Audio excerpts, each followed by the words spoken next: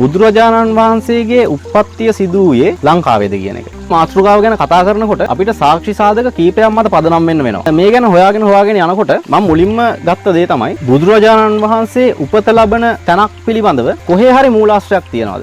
පොතක් වෙන්න පුළුවන්, සෙල්ලිපියක්, ශිලාලේඛනයක් වෙන්න පුළුවන්. මට හම්බෙනවා බුදුරජාණන් වහන්සේ නූපදින රටවල් පිළිබඳ විස්තරයක්. බුදුන් නූපදින රටවල්. මේ ගැන වෙන කොහෙවත් නෙමෙයි තියෙන්නේ. මයුරපාද පරිවේදනාධිපති බුද්ධ පුත්‍ර හිමියන් විසින් රචනා කරන ලද පූජාවලිය ග්‍රන්ථ 108 වෙනි පිටුවේ සහ 109 වෙනි පිටුවේ තියෙනවා බුදුන් නූපදින දේශ. මේ ඔබ දකින්නේ පූජාවලියේ 108 වෙනි පිටුව. බුදුන් නූපදින දේශ පිළිබඳව ඇති විස්තරය. මේ සඳහන් වෙනවා මෙන්න මේ වගේ දෙයක්. මේ 35 මහා නුවර මධ්‍ය මණ්ඩලයට ඇතුළත් මේ මහා නුවර නම් චක්‍රවර්ති රජුන් හා මහා ධන සිටුවරුන් හා මෙහි ශාක්‍ය දෙවියන් හා 80 මහා සවුන් හා පසේ බුදුන් හා ලෞතුරා බුදුන් හා මෙකී උතමයන්ම උප්පත්ති ස්ථානය. මේන් පිටත බංගලාය, අමරණය, වගුරට, කොඩිකරණය, සින්දුය, ඕහෙලය, නේපාලය මේ වගේ රටවල් ටික දක්වලා තියෙනවා.